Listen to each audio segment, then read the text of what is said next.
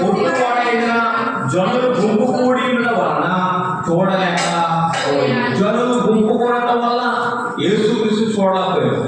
మనం కూడా సందర్భంలో లోకము గుంపు ఉందని చెప్పి దేవుడిని ఎరగడం మానేయకూడదండి.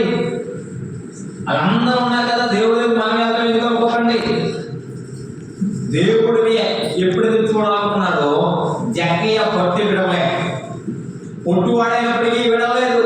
ఎలాగైతే యేసుని చూడాలి, యేసు ఎలా ఉంటాడని చూడాలని ఆశ అతన్ని ఏం చేసి చెప్పనా, ఎలాగైతే యేసుక్రీస్తు ఏ మార్గం వస్తాడో చూసి ఆ మార్గం గుండా వచ్చిన మేడు చెట్టు వ్యక్తి జక్కయ్య కూర్చున్నాడు. ఏ వ్యక్తి అంటే మేడు చెట్టు ఎక్కి కూర్చున్నాడు. మనం పాడతాం కదా పాట, పరిగెత్తుకుని వెళ్ళాడు.